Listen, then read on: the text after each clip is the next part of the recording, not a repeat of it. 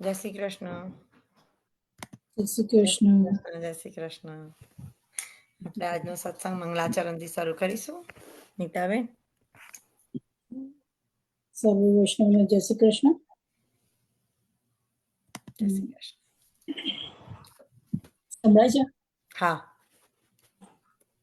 ચિંતા સંતાનહંતારો યત્પાદામુજરેણ સ્વીયાનાં તાનિ જાચાર્યં પ્ರಣમામિ મુહુર્મુહુઃ યદનુગ્રહન્તો જંતો સર્વદુઃખાતિવો ભવે તમં સર્વદા વંદે શ્રીમદ્વલ્લભનંદનં અજ્ઞાનતિમિરાન્ધસ્ય જ્ઞાનાંજનશલાકયા ચક્ષુર્મિલિतं येन તસ્मै શ્રીગુરવે નમઃ.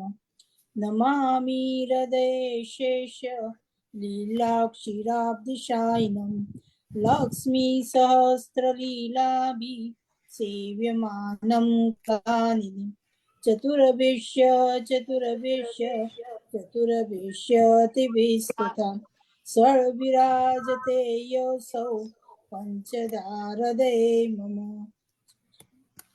શ્રી કૃષ્ણ કનૈયા ગોવર્ધન નાથ કી જય. આજનો આપણો સત્સંગમાં હસમુખ અંકલ છે, એ આપણને કૃષ્ણ સેવા ફિલોસોફી વિશે કન્ટિન્યુઅસ ટોપિક કરશે. હસમુખ અંકલ. જય શ્રી કૃષ્ણ. જય શ્રી કૃષ્ણ.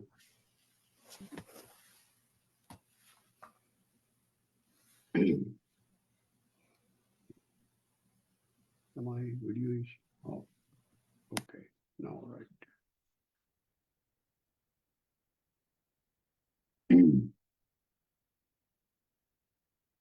સૌ જીવોને હસમુખ શાહના જય શ્રી કૃષ્ણ, જય શ્રી વલ્લભ, દંડવત પ્રણામ. સૌને ભારત દેશના આઝાદી દિનની ખૂબ ખૂબ શુભેચ્છા. આજે આપણે પુષ્ટિ સેવાનું તત્વદર્શન અને આચરણ, ફિલોસોફી એન્ડ પ્રેક્ટિસ ઓફ પુષ્ટિ સેવા, એ વિષયને આગળ વધારીશું. આપણે શ્રદ્ધા, નિષ્ઠા, નિસ્સાધનતા, દાસત્વ, ચિંતા અને શરણાગતિ વિશે વાત કરી. આજે આપણે સમર્પણ અને નિસ્સાધનતા ભાવ વિશે ફરી એક વાત કરીશું. નિસ્સાધનતા વિશે.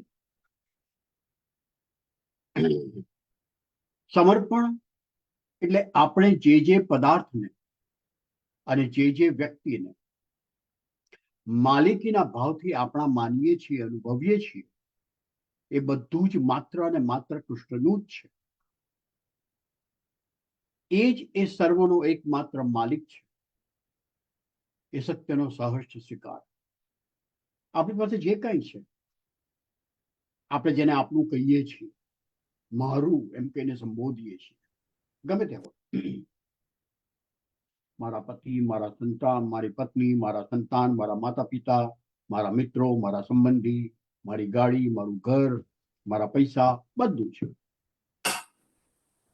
એ આપણે એવું અનુભવીએ કે માત્ર ને માત્ર કૃષ્ણનું જ છે. એ સર્વનો એકમાત્ર માલિક કૃષ્ણ જ છે. એ સત્યનો સહર્ષ સ્વીકાર. લાચારીથી નહીં, સહર્ષ. સમર્પણ એટલે આ દુનિયામાં આપણી માલિકીનું કહી શકાય એવું ખરેખર કશું છે જ નહીં. એ સત્યનું ભાન થવું અને સત્યનો સ્વીકાર કરવો. સમર્પણ એટલે આપણી માલિકીના કહેવાતા સર્વ પદાર્થ અને સર્વ સંબંધોનું કૃષ્ણના ચરણે માનસિક અર્પણ. માનસિક અર્પણ. અને એટલા માટે સમર્પણ એ એક મનોદશા છે. સમર્પણ કરી ન શકે. સમર્પણનો ભાવ આપણા દિલો દિમાગમાં આપણે એસ્ટાબ્લિશ કરવો પડે, સ્થાપિત કરવો પડે. આપણે એવી મનોદશા કેળવવી પડે કે હું ભલે બોલચાલની ભાષામાં અને મારું કહેતો હોઉં, પણ એ ખરેખર મારું છે નહીં. એનો માલિક કૃષ્ણ છે, અન્ય કોઈ નહીં, હું નહીં. અહીં દાન અને સમર્પણનો તફાવત સમજવો જરૂરી છે. બે અલગ અલગ વાત છે. અને એટલા માટે પુષ્ટિભક્તિ માર્ગમાં સમર્પણની વાત છે, દાનની વાત નથી. આપણે જ્યારે આપણી માલિકીની કોઈ વસ્તુનું દાન કરીએ છીએ ત્યારે એનો ભૌતિક ત્યાગ અને માનસિક ત્યાગ એમ બંને રીતે ત્યાગ કરીએ છીએ. આપણે જ્યારે દાન કરીએ, માન લો કે આપણા કપડાં છે, જૂના કપડાં, ફાટેલ નહીં, જૂના કપડાં છે, આપણને ગમતા નથી, હવે પહેરાતા નથી, શરીર વધી ગયું છે, ગમે તે હોય કારણ, એને આપણે આપી દઈએ છીએ ને કોઈને, ત્યારે કોઈ જરૂરિયાતમંદને આપણે જ્યારે કપડાં આપી દઈએ છીએ, કપડાં હોય કે બીજી કોઈ પણ વસ્તુ હોય, ત્યારે આપણે એનો ભૌતિક ત્યાગ કરીએ છીએ અને માનસિક ત્યાગ પણ કરીએ છીએ કે ભાઈ હવે તારું છે, મારું નથી. આપણે ફરી માંગવા પણ નથી, આપણે ફરી એનો ઉપયોગ નથી કરતા અને આપણી પાસેથી એને આપી દઈએ છીએ.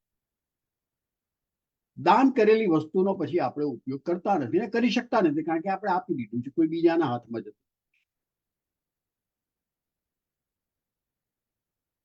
એના ઉપરથી શબ્દ આવ્યો છે, દાન ઉપરથી શબ્દ આવ્યો છે કન્યાદાન, જે શબ્દ સામે આજકાલના યુવાનો યુવતીઓને એક તિરસ્કાર છે, એક અણગમો છે. એ બધા એમ માને છે કે કન્યા શું કોઈ ચીજ વસ્તુ છે કે જેનું દાન થઈ શકે? પરંતુ એ બધાને કન્યાદાનનો અર્થ જ ખબર નથી, દાનનો જ અર્થ ખબર નથી. કન્યાદાનનો તો ક્યાંથી? માતા પિતા પોતાની પુત્રીના લગ્ન સમયે પુત્રીનું કન્યાદાન કરતી વેળા પોતાની પુત્રી ઉપરથી પોતાનો માનસિક અધિકાર ઉઠાવી દે છે. ભૌતિક તો ખરો જ, પણ માનસિક અધિકાર ઉઠાવી દે છે. કન્યાદાનની વિધિ સાથે માતા પિતા પોતાની પુત્રીને ભૌતિક રીતે પોતાના ઘરેથી એના સાસરે વિદાય કરે છે અને માનસિક રીતે એના ઉપરના પોતાના સંતાન તરીકેના બધા હક ઉઠાવી લે છે. એનો અર્થ એ કે દીકરી પાસેથી માતા પિતા કોઈ પણ પ્રકારની આશા અપેક્ષા નહીં રાખવાનું નક્કી કરે છે, માટે એને કન્યાદાન. એ જીવંત વસ્તુનું દાન છે અને દાન છે એટલે જીવંત વસ્તુનો માનસિક ત્યાગ છે. જીવંત વસ્તુ નહીં, જીવંત વ્યક્તિનો માનસિક ત્યાગ છે. એટલે કન્યાદાન કોઈ ખરાબ શબ્દ નથી. આપણે જ્યારે પુષ્ટિ પ્રભુ કૃષ્ણને કોઈ વસ્તુ કે વ્યક્તિ સમર્પિત કરીએ છીએ ને, બ્રહ્મ મંત્રમાં આપણે બોલીએ છીએ, રાઈટ, એનો આપણે ભાવાર્થી જ્યારે આપણે ચર્ચા કરી ત્યારે કે મારું જે કંઈ છે, સ્પાઉસ, માતા પિતા, સંતાન, જે કંઈ સંબંધો છે, જે કંઈ ધન સંપત્તિ છે, બધું જ હું સમર્પણ કરું છું. તો આપણે જ્યારે પુષ્ટિ પ્રભુ કૃષ્ણ કોઈ વસ્તુ કે વ્યક્તિ સમર્પિત કરીએ છીએ ત્યારે આપણે માત્ર આપણી માનસિક માલિકીનું જ સમર્પણ એટલે કે ત્યાગ કરીએ છીએ. એ વસ્તુ કે વ્યક્તિ ભૌતિક રીતે તો આપણી પાસે જ રહે છે આપણા ઉપયોગમાં. ગ્રંથોના મંત્રમાં છે ને કે મારા પતિ કે પત્ની, મારા સંતાન, એનું હું સમર્પણ કરું છું.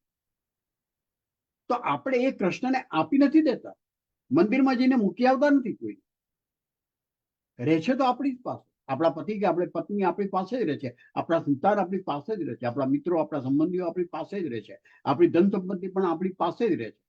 માત્ર એના ઉપરથી આપણો માલિકી ભાવ આપણે હટાવી દીધો છે. માનસિક માલિકી ભાવ આપણે હટાવી દીધો છે.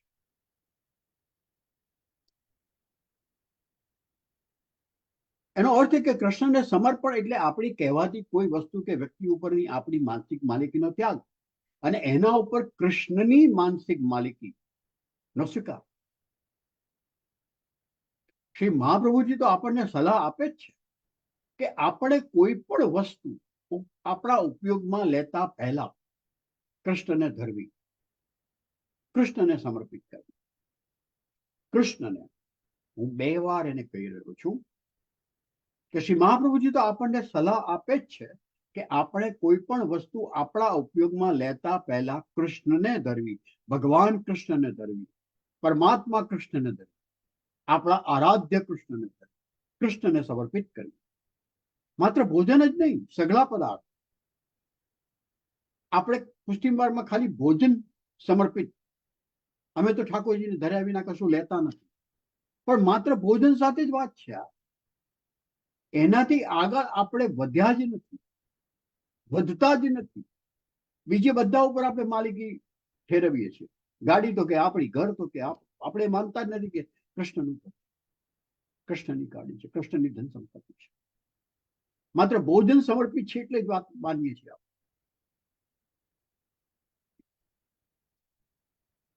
મારા માતા પિતાની કૃષ્ણ સેવાની પરંપરા કે ઘરમાં કોઈ પણ નવી વસ્તુ આવે તો પ્રથમ ઘરમાં બિરાજતા પ્રભુને ધરાવો. વસ્ત્રનું કાપડ હોય, પેન્ટનું હોય, શર્ટનું હોય, ઇવન મારા પિતાશ્રી ધોતી પહેરતા હતા, તો ધોતી પણ આવે, ધોતી જોટો પણ આવે ત્યારે એ પ્રભુને ધરાવવા. જો વસ્ત્ર સારું હોય, કપડું સારું હોય, તેમાંથી પ્રભુના વસ્ત્ર માટે અલગ તારવ્યા પછી જ અન્ય માટે. પ્રથમ કાર આવી ઘરમાં તો એમાં પહેલી સફર અમારા શ્રી ઠાકોરજીએ કરી. આપણે પણ એમ કરી શકીએ, કેમ કે એમ કરવાથી આપણી સમર્પણની ભાવના દ્રઢ થાય.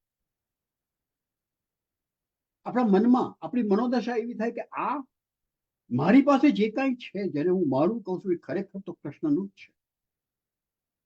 અને પુષ્ટિ ભક્તિ માર્ગના 3 મોટા સિદ્ધાંતો તો શરણાગતિ, સમર્પણ અને સ્નેહ જ છે. કૃષ્ણપતિ શરણાગતિ, કૃષ્ણપતિ સમર્પણ, કૃષ્ણપતિ સ્નેહ. અહીં એક અગત્યની વાત કરવા જેવી છે અને એ આપ સૌના ધ્યાનમાં લાવો. શ્રી મહાપ્રભુજી જે સમર્પણની વાત કરી છે એમના ગ્રંથોમાં, એ રીતનું સમર્પણ માત્ર ને માત્ર આપણા આરાધ્ય પરબ્રહ્મ પરમાત્મા કૃષ્ણને જ થાય. શ્રી મહાપ્રભુજીએ જે સમર્પણની વાત કરી છે, આપણે જે સમર્પણની ચર્ચા કરી રહ્યા છીએ, એ માત્ર ને માત્ર આપણા આરાધ્ય પરમાત્મા કૃષ્ણને જ થાય. કોઈ પણ મનુષ્યને, કોઈ પણ માનવ મહાનુભાવને, કોઈ પણ માનવ ગુરુને ક્યારે પણ ના થાય અને ના જ થાય. કોઈ પણ માનવ મહાનુભાવ ગુરુ કૃષ્ણ નથી, થઈ શકે જ નહીં, હોઈ શકે જ નહીં. જો શ્રી મહાપ્રભુજી પોતે જ પોતાની જાતને કૃષ્ણ નહીં પણ કૃષ્ણના દાસ કહેવડાવતા હોય, તો પછી કોઈ પણ માનવ મહાનુભાવ કૃષ્ણ કેવી રીતે હોઈ શકે? શ્રી મહાપ્રભુજી પોતે પોતાની જાતે અંતઃકરણ પ્રબોધ ગ્રંથમાં કહે છે કે હું કૃષ્ણનો દાસ છું ને કૃષ્ણના દાસ તરીકે હું તમને કંઈ કહી રહ્યો છું. તો જો એ પોતે પોતાની જાતને કૃષ્ણના દાસ કહેવડાવતા હોય તો કૃષ્ણ કેવી રીતે હોઈ શકે? તો જો શ્રી મહાપ્રભુજી કૃષ્ણ ના, તો બીજા કોઈ પણ કૃષ્ણ કેવી રીતે હોઈ શકે? કોઈ માનવ મહાનુભાવ જો એમ કહેતા હોય કે હું કૃષ્ણ છું, તો એ સદંતર અયોગ્ય છે અને જરા પણ માનવા લાયક. આ વાત બહુ ગંભીર છે અને એનો ખ્યાલ રાખવો અતિ અતિ અતિ જરૂરી છે. આ દુનિયામાં બીજા કોઈ આશારામ કે રામ રહીમ કે નિત્યાનંદ નથી પેદા થવાના, એવું નથી. ગમે ત્યારે શક્ય બની છે અને શક્ય બને છે આપણા કારણે, આપણા અંધવિશ્વાસના કારણે, આપણી આંધળી ગુરુ ભક્તિના કારણે. માનવ ગુરુ અને ભગવાનને એક સમાન માનવાના કારણે. એ સમાન નથી. માનવ ગુરુ અને પરમાત્મા એક સમાન હોય જ ના શકે. કહ્યું છે કે હરિગુરુ વૈષ્ણવને સમાન ગણવા, એનો અર્થ એ કે હરિ હરિ છે, ગુરુ ગુરુ છે અને વૈષ્ણવ વૈષ્ણવ છે. એ ત્રણેયને સમાન ગણવા એટલે ત્રણેયને રિસ્પેક્ટ આપવું, ત્રણેયનો આદર કરવો, ત્રણેય તરફ પ્રેમ રાખવો. એનો અર્થ એવો નહીં કે તે ત્રણેય એક જ લેવલ ઉપર છે. માટે જ આપણે સજાગ અને સભાન વૈષ્ણવ બની રહીને કૃષ્ણ ભક્તિ કરીએ અને શ્રી મહાપ્રભુજીના સાચા અનુયાયી બની છે. જેવી રીતે શરણાગતિ એ આપણા અહંકારના નાશની પ્રક્રિયા છે, શરણાગતિ પણ મનોદશા છે, તેવી જ રીતે સમર્પણ એ આપણા મમત્વના નાશની, માલિકીપણાનો જે ભાવ છે એના નાશની પ્રક્રિયા, અને એ પણ મનોદશા છે. આ અહંકાર અને મમત્વ એ જ પુષ્ટિ ભક્તિ માર્ગના પ્રચલિત શબ્દો અહંતા અને મમતા. તો અહંતા અને મમતા ની સામે, અહંતા અને મમતા એ પણ માનસિક દશા છે. આપણે આપણા મનમાં અહંકાર રાખીએ છીએ, આપણે આપણા મનમાં માલિકીપણાનો ભાવ રાખીએ છીએ. એ બંનેને મિટાવીએ ત્યારે શરણાગતિ આપણી મનોદશા બને છે, સમર્પણ આપણી મનોદશા બને છે અને અલ્ટિમેટલી સ્નેહ આપણી મનોદશા બને છે. નિસ્સાધનતા માટે વાત કરી ગયા છે, પણ ફરી એક વાર વાત કરવાનું મને મન થયું છે આજે. નિસ્સાધનતા એટલે એવો ભાવ કે કૃષ્ણનો પ્રેમ મેળવવા આપણે જે કોઈ પ્રયત્ન, જે કોઈ સાધના કરીએ એનું ફળ તો માત્ર કૃષ્ણ અને કૃપાથી જ મળશે. આપણા પ્રયત્નો કે સાધનાના કારણે એ સાધનતાનો આ ભાવ, આ વિચાર આપણે આપણી પુષ્ટિ સાધના કરતા કરતા સતત વાગોળવાનો કે આ સેવા જે હું કરી રહી છું કે કરી રહ્યો છું એના કારણે કૃષ્ણ મળવાના. ભલે હું અડધો કલાકની સેવા કરતો હોઉં કે અડધા દિવસની સેવા કરતો હોઉં કે આખા દિવસની સેવા કરતો હોઉં, મારી સેવાના કર્મના કારણે કૃષ્ણનો પ્રેમ, કૃષ્ણની કૃપા, કૃષ્ણનો સાક્ષાત્કાર થવાનો નથી. કૃષ્ણનો પ્રેમ મળવાનો નથી. કૃષ્ણની કૃપાથી જ મળશે, મારા કર્મથી નહીં. નિસ્સાધનતા એટલે સાધનની જરૂર નથી એમ નહીં. પુષ્ટિ ભક્તિ માર્ગે કૃષ્ણનો પ્રેમ અનુભવવામાં માટે કૃષ્ણ સેવા તથા કૃષ્ણ કથા એટલે કે શ્રવણ, કીર્તન, સ્મરણના સાધનોનો ઉપયોગ જરૂરી તો છે જ અને આપણે બધા કરીએ જ છીએ. સેવા એ સાધન છે. શ્રવણ, કીર્તન, સ્મરણ એ સાધન છે અને સાધનો આપણે કરીએ જ છીએ. એનો અર્થ નિસ્સાધનતા એટલે સાધન વિના એમ નહીં. શ્રી મહાપ્રભુજીની સલાહ માનીને આપણે એ સાધનોનો ભરપૂર ઉપયોગ કરીએ, પરંતુ એની સાથે સાથે આપણે યાદ રાખવું ઘટે કે આ સાધનોના ઉપયોગથી મને કૃષ્ણનો પ્રેમ, કૃષ્ણનો સાક્ષાત્કાર મળવાનો. કૃષ્ણ જ્યારે નક્કી કરશે, કૃષ્ણ જ્યારે કૃપા કરશે, ત્યારે ને ત્યારે જ એ આપણને એના પ્રેમનો અનુભવ કરાવશે, આપણા સેવા કર્મના કારણે. શા માટે વૈષ્ણવોને નિસ્સાધનતાનો ભાવ કેળવવાનો ઉપદેશ આપવામાં આવે? એનું કારણ છે, બહુ મોટું કારણ છે. આપણા ફાયદા માટે. આપણે જ્યારે આપણા પ્રયત્નથી કશું મેળવીએ છીએ તો એ બાબતનું આપણને અભિમાન થાય છે. આપણે એ રીતે ઘડાયેલા છે. આપણે આપણા પ્રયત્નથી કંઈ મેળવીએ ને તો આપણને અભિમાન થાય થાય ને થાય. આપણે 10 માણસોની સામે કંઈ પણ 10 ની 100 માણસ સામે કહીએ. નોકરીમાં પ્રમોશન મળ્યું હોય, ધંધામાં પ્રોફિટ થયો હોય તો આપણે બધા સગાવાલા મિત્રોને કહી વળીએ છીએ. એ શાના માટે? એમને કંઈ ઇન્ફોર્મેશન આપવા માટે નહીં. ઊંડે ઊંડે આપણો અભિમાન સંતોષાય છે કે હે, હું બધાને કહું કે હું આ સફળ થયો છું. આપણા પ્રયત્નથી સફળ. બહુ સ્વાભાવિક છે. આપણે આ વર્ષોથી કરતા આવ્યા છીએ. આપણે સૌ બધા જ. હા, આપણે એવું બોલીએ છીએ ખરા કે ધારી તો પ્રભુનું જ થાય છે. આપણું ક્યાં કઈ ચાલે છે? પ્રભુની ઈચ્છા વિના પાંદડું હાલતું નથી. એવું બોલનારા આપણે પાછા બળાસ તો હાંકીએ છીએ કે આપણે તો પાંદડું શું આખું ઝાડ હલાવી. આપણે કહીએ છીએ કઈને કરીએ છીએ. આપણા વિચાર વાણીને વર્તનમાં કોઈ મેળ જ નથી. આપણા પ્રયત્નથી જે કાંઈ મળે એનાથી આપણો અહંકાર વધે, એક સનાતન તત્વ છે. આપણો અહંકાર વધે નહીં કે સબળ બને નહીં. એટલા માટે આપણને ભાર દઈને કહેવામાં આવે છે કે આપણે કૃષ્ણ સેવા, કૃષ્ણ કથાની સાધના તો કરતા જ રહેવાનું. પણ એનું ફળ શું આપવું અને ક્યારે આપવું અને કેટલું આપવું એ માત્ર ને માત્ર કૃષ્ણની ઈચ્છા ઉપર જ આધારિત છે, કૃષ્ણની કૃપા ઉપર જ આધારિત છે. આને કહેવાય નિસ્સાધનતા ભાવ. કૃષ્ણ કૃપાનું મહત્વ વધારે, આપણા પ્રયત્નનું મહત્વ ઓછું, બહુ જ ઓછું. અને એક વાત યાદ રાખવી ઘટે, નિસ્સાધનતા એટલે નિષ્ક્રિયતા નહીં. સેવાનું કર્મ તો કરવાનું જ છે. કૃષ્ણ સેવા કે કૃષ્ણ કથા, શ્રવણ, કીર્તન, સ્મરણ તો કરવાના જ છે. ન કરે ન ચાલે. કૃષ્ણની કૃપા પર એમ ન છોડી દેવાય કે હું કશું કરીશ જ નહીં, એની કૃપા થવાની છે ત્યારે થશે. એમ ન થાય. નિસ્સાધનતા એટલે નિષ્ક્રિયતા નહીં, કર્મ તો કરવાનું જ છે. આજે અહીં જ વિરમું. પુષ્ટિ સેવા તત્વદર્શન વિષય વિશે વધુ વાત હવે પછીના સત્સંગમાં કરીશું. આપ સૌ આપના મન હૃદય ખુલ્લા કરીને મને સાંભળો છો એ મારું સદભાગ્ય છે. આપ સૌનો આભાર. મને વાર્તાલાપ માટે નિમંત્રણ આપવા બદલ સેજલબેનનો આભાર. જય શ્રી કૃષ્ણ. જય શ્રી કૃષ્ણ. જય શ્રી કૃષ્ણ હંસમુખ અંકલ. જય શ્રી કૃષ્ણ. Thank you. બહુ સરસ આજનો ટોપિક હતો. કન્યાદાન ને એ બધું બહુ સરસ ટોપિક. વેરી ડિફરન્ટ પણ બહુ સરસ યુનિક ટોપિક. Thank you. તમારું રિસર્ચ તમે ક્યાંથી કરો છો આમાંથી? મારી પાસે બહુ સોર્સ મોટી લાઇબ્રેરી છે, બહુ મોટી લાઇબ્રેરી. સોર્સ કોઈ દિવસ શેર કરજો. ઘણા બધા પુસ્તકો છે મારી પાસે. તને કહું, મારી પાસે લગભગ 3000 પુસ્તકો છે ઘરમાં, વાવ. અને અડધા ઉપરાંત તમે અમુક જે વાંચ્યા. મેઇન ઇમ્પોર્ટન્ટ સારા જે પુસ્તિમાગના હોય ને એમને રિફર કરજો. Sure, definitely. I'll make a list and that you have it. ચોક્કસ. Yeah, that would be nice. Maybe you can circulate that. જરૂર Thank જરૂર you. જરૂર. મારે જવું પડશે સેજલ. સૌને જય શ્રી કૃષ્ણ. Sure. જય શ્રી કૃષ્ણ. જય શ્રી કૃષ્ણ. રીટા આંટી, આપણે ભાગવત પુરાણ ચાલુ કરી રાખીએ. કન્ટિન્યુ. હા, જય શ્રી કૃષ્ણ. જય શ્રી કૃષ્ણ બધા રીટા આંટી. વૈષ્ણવને જય શ્રી કૃષ્ણ.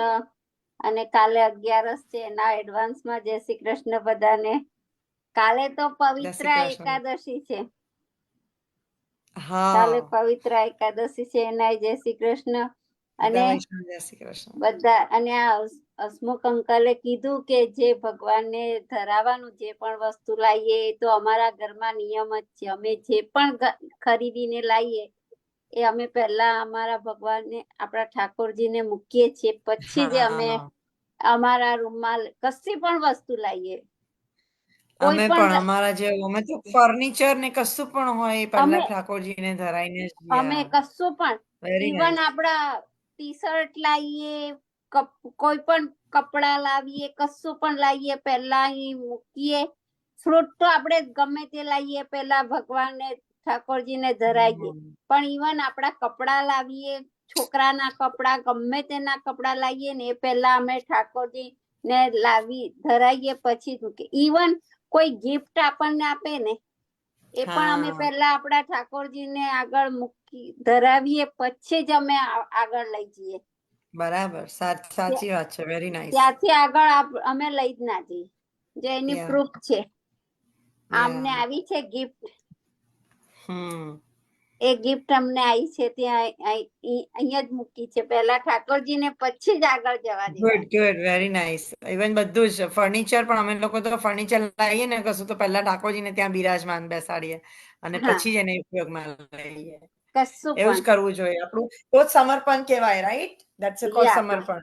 એ અમે અમારા તો સેજલ, અમારા તો કેટલા નાના છોકરા છે. આ સેજલ ને ખબર છે, મારા છોકરા એ લોકોને પણ એવી નિયમ છે. અમે કહીએ જે ભગવાન આગળ મૂક્યા આવો તે પણ મૂકવા આવશે. હવે એ લોકોને આદત પડી ગઈ છે. કોઈ કશું પણ આપે ને એ પહેલા ભગવાન આગળ મૂકવા આવશે, પછી જ એ લોકો આગળ લઈ જશે. અમારા છોકરાની હવે નિયમ પડી ગયો છે.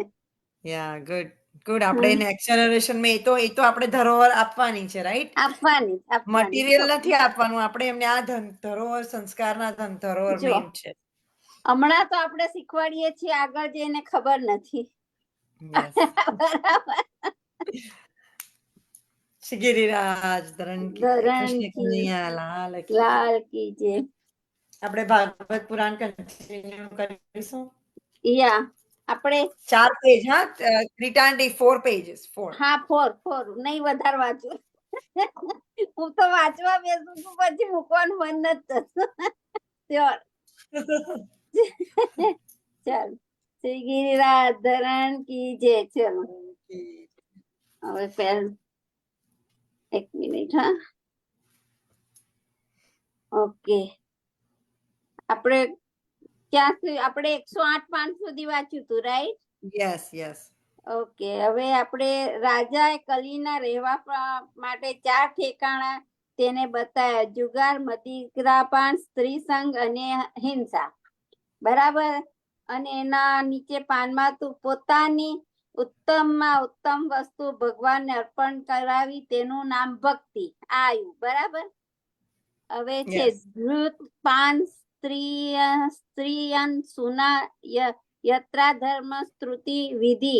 કલીની ચતુરાઈ તો જુઓ. તે રાજા કહે છે, આપ દયાળુ છો. મને આપેલા આ 4 સ્થાનો ગંદા છે. મને કોઈ સારું આકર્ષણ ઠેકાણું પણ આપો. પરીક્ષિત તેને સુવર્ણમાં રહેવા આજ્ઞા કરી. કલીને કહેવાના 5 ઠેકાણામાં અધર્મનો નિવાસ છે. તેમાં અનુમે, અસત્ય, મદ, આસક્તિ, નિર્દયતા કે હિંસા અને વેરઝેર કે ઝઘડો રહેલા છે.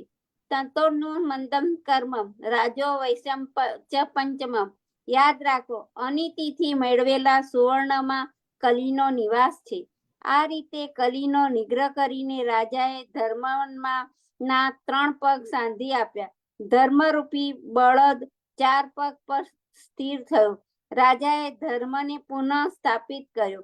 પોતાના ધર્મ પોતાના 4 પગ ઉપર ઉભા રહે ત્યારે ધર્મના સ્થાપના થઈ એમ કહેવાય છે. ધર્મના 4 ચરણ છે: સત્ય, તપ, પવિત્રતા અને દયા. આ 4 ચરણોમાં સત્ય સર્વોપરી છે. સત્ય જાય તો બધું જાય, સત્ય રહે તો બધું રહે. માટે સત્યને રાખવાનો આગ્રહ રાખજો. મહાભારતમાં સત્યદેવ રાજાની કથા છે. સત્યદેવ નામે એક રાજા હતો. તે રાજા દાન, લક્ષ્મી, સદાચાર, સુયવસી, અલકૃત હતો, ધર્મિષ્ઠ હતો અને ધર્મથી પોતાનું રાજ્ય ચલાવતો હતો. પરંતુ લક્ષ્મી ચંચળ છે. તે કોઈ પણ એક સ્થળે સ્થિર રહી શકતી નથી. એક દિવસે પ્રાતઃકાળે રાજા ઉઠ્યો. તેણે જોયું કે એક અતિશય સુંદર સ્ત્રી તેના મહેલમાંથી બહાર જતી રહી છે. તેણે સ્ત્રીને પૂછ્યું, દેહી, આપ કોણ છો? તેણે કહ્યું, હું લક્ષ્મી છું. હવે હું તારા ઘરમાંથી જવા માંગુ છું. જનાર કોણ રોકી શકે? રાજા સંતોષી હતો. તેણે કહ્યું, ભલે, આપ જઈ શકો છો. થોડી વાર પછી મહેલમાંથી એક સુંદર પુરુષને બહાર નીકળતા રાજાએ જોયું. પૂછ્યું, આપ કોણ છો? શા માટે બહાર જાઓ છો? હવે નીચે છે: ભગવાનમાં પ્રેમ વધારવો હોય તો ભગવાનના અવતારીઓની કથા સાંભળો, વાંચો અને સમજો. તે પુરુષે કહ્યું, મારું નામ દાન. લક્ષ્મી રહિત બનેલા તમે દાન સી રીતે કરી શકો? લક્ષ્મી જાય તો મારે પણ જવું જોઈએ. રાજાએ કહ્યું, ભલે, આપ જઈ શકો છો.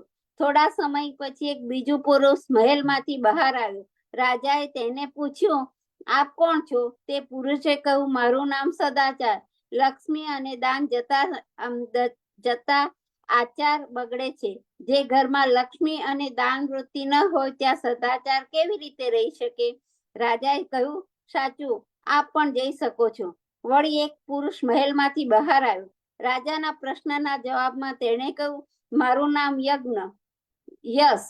તમારા ઘરમાંથી લક્ષ્મી, દાન અને સદાચાર તો ચાલ્યા ગયા. હવે યશ કેવી રીતે રહે? લક્ષ્મીવાન, દાનેશ્વરી અને સદાચારી માણસનો યશ સર્વત્ર ફેલાય છે. તમારે ઘેરથી એ ત્રણેય જતા મારે રહેવાનું કોઈ કારણ નથી. રાજાએ કહ્યું, ભલે, આપ પણ પધારો. એટલામાં એક સુંદર પુરુષ મહેલની બહાર આવ્યો. રાજાએ તેને પૂછ્યું, આપ કોણ છો? શું આપ પણ મને છોડીને જવા માંગો છો? તે પુરુષે કહ્યું, રાજન, મારું નામ સત્ય. તમારા ઘરમાંથી લક્ષ્મી, દાન, સદાચાર અને યશ તો ગયા. હવે તમારે મારી શી જરૂર છે? હું પણ તેમની સાથે જવા માંગુ છું. સત્યદેવ રાજાએ કહ્યું, જે ગયા તેમની મારે અપેક્ષા નથી. લક્ષ્મી, દાન, સદાચાર અને યશ વગર ચાલશે, પરંતુ આપના વગર નહીં ચાલે. હું સત્યના સહારે જીવ્યો છું અને સત્યના સહારે જીવવા માંગુ છું. મેં કદી પણ આપનો ત્યાગ નથી કર્યો. આપ મારો ત્યાગ શા માટે કરો છો? હું તમને નહીં જવા દઉં. આપ જ મારું સર્વસ્વ છો. આપ જ મારા ભગવાન છો. સત્યના પગ થંભી ગયા. સત્યને પોતાનું સર્વસ્વ સમજનાર પાસેથી સત્ય કેવી રીતે જઈ શકે? તે મહેલમાં પાછું ગયું. થોડી વારમાં જ રાજાએ જોયું કે પોતાને છોડી ચાલી ગયેલી લક્ષ્મી, દાન, સદાચાર અને યશ એક સાથે પાછા મહેલમાં પ્રવેશી રહ્યા. રાજાએ તેમને કહ્યું, આપનો હું સત્કાર કરું છું, પરંતુ આપ પાછા શા માટે આવ્યા તે આપ કૃપા કરીને કહો. નીચે છે: તમારા દુઃખોનું કારણ તમારામાં જ રહેલું છે. અજ્ઞાન અને અભિમાન એ દુઃખોનું કારણ છે. તેમણે જવાબ આપ્યો, રાજા, અમે તો સત્યના અનુચર છીએ. જ્યાં સત્ય ત્યાં અમે. બહાર જઈને અમે સત્યની રાહ જોઈ. સત્ય ન આવતા અમે પાછા આવ્યા છીએ. રાજા હરિશ્ચંદ્રે રાજ્ય લક્ષ્મી છોડી. પરિણામે દાન વૃત્તિ છૂટી ગઈ. રાજકર્મ કરવાને બદલે હનિકર્મ, શુદ્ધ કામ કરવાનું સ્વીકાર્યું. યશસ્વી રાજા એક ચંડાળનો સેવક બન્યો. પરંતુ તેણે સત્ય ન છોડ્યું. હરિશ્ચંદ્ર સત્યને વળગી રહ્યા તો અંતે બધું પામ્યા. એક સત્યવાદી રાજા તરીકે રાજા હરિશ્ચંદ્રનો નિર્મળ યશ દસે દિશાઓમાં ફેલાયેલો છે. એવું એ સત્યના ધર્મનું પ્રથમ ચરણ છે. પરીક્ષિત રાજાએ ધર્મરૂપી બળદમાં કપાઈ ગયેલા ત્રણે ચરણો સત્ય, તપ અને પવિત્રતા છોડી આપમાં ધર્મ પોતાના ચારે પગ ઉપર ઉભા રહ્યો. ધર્મનું સ્થાપન થયું, પરંતુ કલી આનંદમાં છે. રાજાએ તેને રહેવા માટે 5 સ્થાનો આપ્યા છે. ફિકર નહીં, આ 5 માંથી એકાદ વાટે હું પરીક્ષિતને ત્યાં પણ પેસી જઈશ. કલીએ વિચાર્યું અને બન્યું પણ તેમજ. ભગવાન કૃષ્ણની મદદથી ભીમે જરાસંઘને માર્યો. તેને મારી તેના પુત્ર સહદેવને ગાદી પર બેસાડ્યો. ગાદી પર તો બેસાડ્યો, પરંતુ તેના પિતાનો સુવર્ણનો રત્નજડિત મુગટ તેને ન આપ્યો. જરાસંઘનો મુગટ અમૂલ્ય રત્નોથી જડેલો હતો, ઘણો સુંદર અને કિંમતી હતો. સહદેવે આ મુગટ માંગ્યો પણ ખરો, પરંતુ ભીમે તેને એ મુગટ ન આપ્યો. પોતે મુગટ લઈ લીધો અને હસ્તિનાપુર આવી મહારાજ યુધિષ્ઠિરના ચરણોમાં એ ધરી દીધો. મહારાજ યુધિષ્ઠિરે તો ધર્મનો અવતાર. તેમણે કહ્યું, આ મુગટ પર આપણો અધિકાર નથી, આપણે તો એ ન લેવાય. ભીમના અત્યંત આગ્રહથી તેમણે એ મુગટ રાખ્યો તો ખરો, પરંતુ અધર્મથી મળેલી એ સંપત્તિ ભૂલે ચૂકે પણ ઉપયોગ ન થઈ જાય તે માટે તેણે એક પેટીમાં મૂકી. પેટી બંધ કરી તે પેટીને પોતાના રાજકોષના એક ખૂણામાં મૂકી દીધી. એક દિવસ રાજા પરીક્ષિતને જિજ્ઞાસા થઈ, લાવ જોઉં તો ખરો, મારા દાદાએ રાજકોષમાં શું ભર્યું છે. તપાસ કરતા તેની નજરે પેલી પેટી પડી. પેટી ખોલી જોતા નીચે છે, કથા સાંભળવાથી અને સંતોની સેવા કરવાથી જીવ સફળ બને છે. પેટી ખોલી જોતા તેમાંથી રત્નોથી જળહળતો સુવર્ણનો મુગટ નીકળ્યો. વિના વિચારે પરીક્ષિતે ઉચકી લીધો અને પોતાના માથા પર મૂક્યો. સુવર્ણ તો કલીને આપેલ 5 રહેઠાણોનું એક રહેઠાણ છે. સુવર્ણમાં કલી રહે છે, વિશેષ કરીને જ્યારે તે અનીતિથી મળેલું હોય. ભીમે આ મુગટ અનીતિથી અને અધર્મથી મળેલો હતો. સ્વયં ધર્મરાજાએ તે પ્રમાણે કહ્યું હતું. રાજાએ મુકટ માથે મૂક્યો. તેની દ્રષ્ટિમાં વિકાર પ્રવેશ્યો. તેણે વિચાર્યું, આ મુકટ પહેરીને આજે તો શિકાર કરવા જવું છે. રાજા કદી શિકાર કરવા ગયો ન હતો. નિર્દોષ પ્રાણીઓને મારવાનું તેને ગમતું ન હતું, પરંતુ આજે માથા પર જરાસંઘનો મુગટ પહેર્યો હતો. રાજા શિકાર ખેલવા નીકળ્યો. કલીનું બીજું રહેઠાણ છે હિંસા. મનથી, વચનથી ને કર્મથી કોઈ પણ પ્રાણીનો કષ્ટ આપવો તેનું નામ હિંસા. હિંસામાં કલીનો વાસ છે. સુવર્ણના મુગટે રાજાની દ્રષ્ટિમાં વિકાર લાવી દીધો. તેના મનથી અને પછીથી તનથી કરેલી હિંસાએ તેની બુદ્ધિને ભ્રષ્ટ કરી દીધી. વ્યાસજીએ અહીં એકંદા શબ્દ વાપર્યો છે એ ઘણા સૂચક છે. રાજા કોઈ દિવસ શિકાર લેવા ગયા નથી. એક દિવસ પહેલી જ વાર એ શિકાર ખેલવા નીકળ્યા છે. શિકારમાં તેણે એક જીવનો હિંસા કરી. મધ્યાહન થયો. ભૂખે તરસી રાજા પીડાવા લાગ્યો. શિકારના શ્રમથી ભૂખ અને તરસ ઘણી તીવ્ર બની ગઈ. એટલામાં સામેથી એક ઋષિની આશ્રમ જોયો. રાજા આશ્રમમાં પ્રવેશ્યો. જોયું તો ઋષિ જેવો કોઈ એક માણસ સમાધિમાં તલ્લીન બની ગયો હતો. તેમાં બેઠો છે. તે હતા શામિક ઋષિ, મહાન તપસ્વી. તેઓ સમાધિમાં બેઠા હતા. દેહનું ભાન ન હતું. રાજાએ પાણી માંગ્યું. શામિક ઋષિએ તેના શબ્દો ન સાંભળ્યા.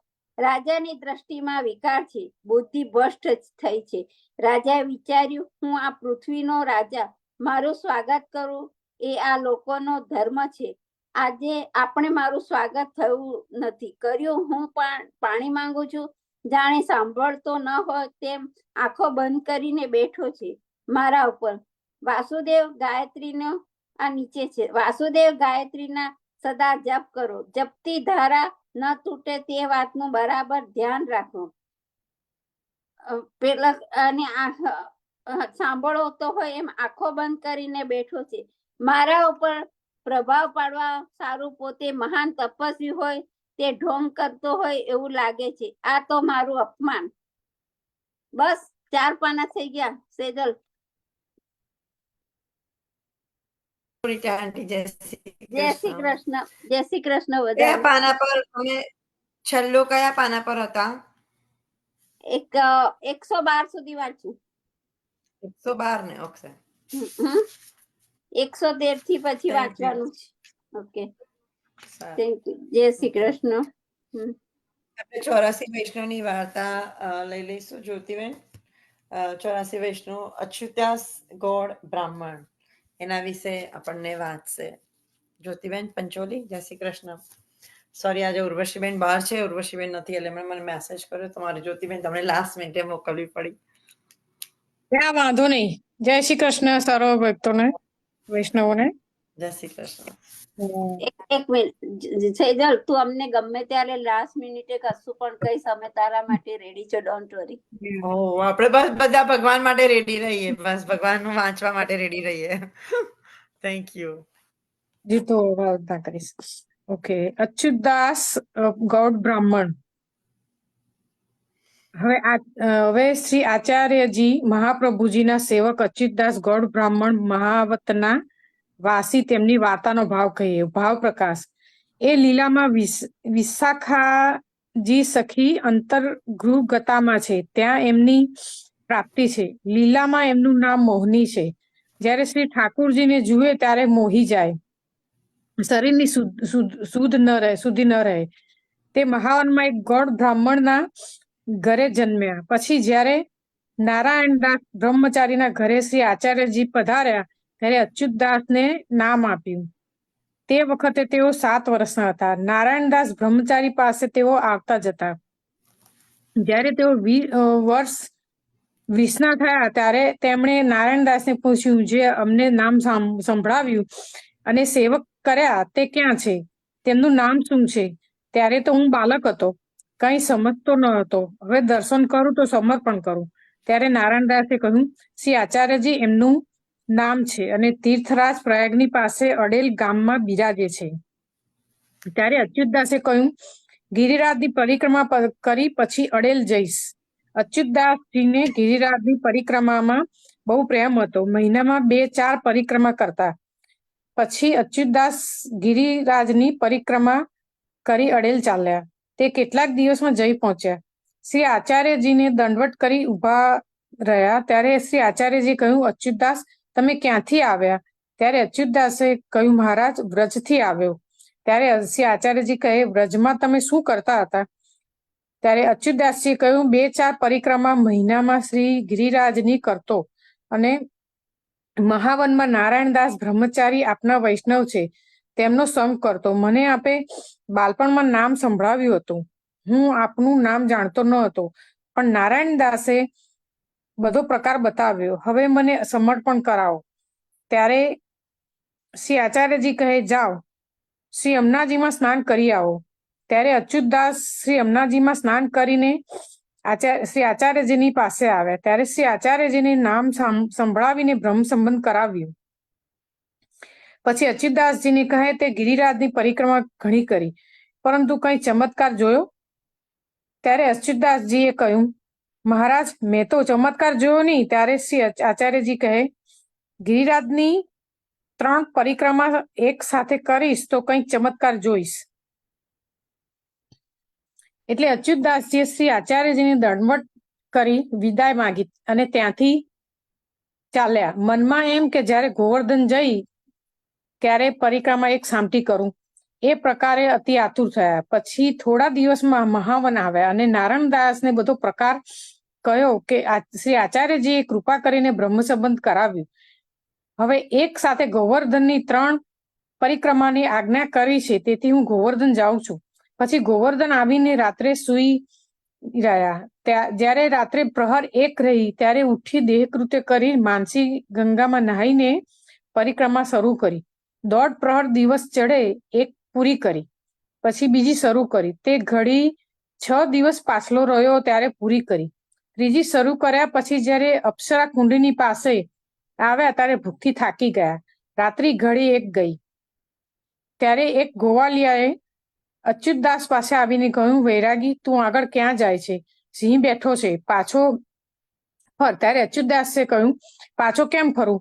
શ્રી આચાર્યજીનું વચન છે કે એક સામથી 3 પરિક્રમા કરજે, તેથી પાછો નહીં ફરું. ત્યારે ગોવાલિયો અંતર્ધ્યાન થઈ ગયો. પછી અચ્યુતદાસ આગળ ચાલ્યા અને જુએ તો માર્ગની વચ્ચોવચ્ચ સિંહ બેઠો છે. ત્યારે વિચાર કર્યો કે પરિક્રમા તો છોડવી નથી, સિંહ ખાય તો ભલે ખાય. પછી ધીરજ ધરી સિંહની પાસે જતા જુએ તો સુંદર ગાય ઊભી છે. ત્યારે ગાયની પરિક્રમા કરી પૂંછ માથે ચડાવી પછી આગળ ચાલ્યા. પ્રહર 1 રાત્રિ ગયે પરિક્રમા પૂરી કરી. પછી મહાવનમાં આવીને નારાયણદાસને કહ્યું કે ગોવાલિયો સિંહ અને ગાય જોયા, એનું કારણ શું? ત્યારે નારાયણદાસે કહ્યું કે એ અભિપ્રાય તો શ્રી આચાર્યજી જાણે. એટલે અચ્યુતદાસજી ફરી અડેલ જવા નીકળ્યા. થોડા દિવસ પછી અડેલ આવીને શ્રી આચાર્યજીના દર્શન કર્યા. ત્યારે શ્રી આચાર્યજી પૂછ્યું, 3 પરિક્રમા ગિરિરાજની એક સાથે કરી, તે કંઈ જોયું? ત્યારે અચ્યુતદાસે કહ્યું, ગોવાળિયાને જોયો, પછી સિંહ જોયો. તે સિંહના ગયા પછી ગાયના સ્વરૂપે દર્શન થયા. એમાં કંઈ હું સમજ્યો નહીં. ત્યારે શ્રી આચાર્યજી કહ્યું, જે ગોવાળિયો રૂપે તો શ્રી ઠાકુરજી પોતે હતા. તારી ધીરજ જોવા માટે તને ડરાવ્યો અને સિંહ ગિરિરાજજી હતા. તું પાસે ગયો ત્યારે ગાય રૂપ થઈ દર્શન દીધા. તારા મોટા ભાગ્ય છે, પરંતુ દશા કાચી છે, હજુ તને પ્રેમ નથી, તેથી લીલા સહિત દર્શન ન દીધા. ત્યારે અચ્યુતદાસે દર્શન કરી દંડવટ કરી શ્રી આચાર્યજી મહાપ્રભુજીને વિનંતી કરી, મહારાજ, પ્રેમનું દાન કૃપા કરીને કહો, આપ કહો તે હું કરું, જેથી મને લીલાનો અનુભવ થાય. ત્યારે શ્રી આચાર્યજી કહે, તમે ભગવત સેવા કરો તો પ્રેમ થાય. ત્યારે અચ્યુતદાસ કહે, મહારાજ, સેવા પધરાવી દો, જે પ્રકારે બતાવો તે પ્રકારે સેવા કરું, જે પ્રકારે મને લીલાનો અનુભવ થાય તે પ્રમાણે કરો. શ્રી આચાર્યજી કહે, હવે અમે વ્રજ તરફ જઈએ છીએ, અમારી સાથે તું ચાલ, ત્યાં તારો બધો મનોરથ પૂર્ણ થશે. એટલે શ્રી આચાર્યજીની સાથે અચ્યુતદાસ ચાલ્યા. પછી અડેલથી 5 મજલ ઉપર એક નાનું ગામ આવ્યું. ત્યાં એક તલાવ હતું.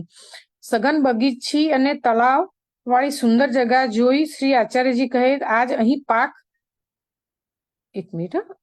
પાક સામગ્રી કરીશું. પછી આપે અચ્યુતદાસજીને કહ્યું, તું નહીં આવ, જલ ભરી લાવ. એટલે અચ્યુતદાસ તળાવમાં નાહીને નીકળીને જુએ છે, તળાવના કિનારે એક નાનું સરખું પીપળીનું વૃક્ષ છે. તેની નીચે લીલા ઘાસ ઉપર એક શ્રી ઠાકોરજી બિરાજે છે.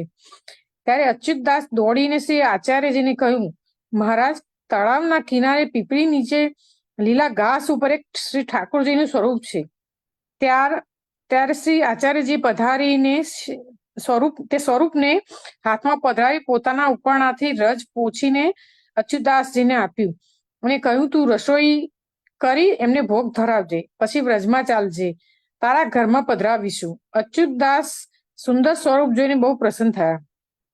શ્રી આચાર્યજીના શ્રી હસ્તનો સ્પર્શ તો થઈ ચૂક્યો છે, તેથી રસોઈ કરી ભોગ ધર્યો. પછી અચ્યુતદાસ નિત્ય એમ કરતા કરતા શ્રી આચાર્યજીની સાથે મહાવન આવ્યા. ત્યારે શ્રી આચાર્યજી શ્રી ઠાકોરજીને પંચામૃત સ્નાન કરાવી પાઠ પર બેસાડ્યા અને શ્રી મદન મોહનજી નામ ધર્યું અને અચ્યુતદાસના ઘરમાં રહી પુષ્ટિ માર્ગીની બધી રીતિ બતાવી. પછી પોતે નારાયણદાસ બ્રહ્મચારીના ઘરે એક રાત્રિ રહી પછી ગિરિરાજજી થઈ પોતે દ્વારકા પધાર્યા. વાર્તા પ્રસંગ 1.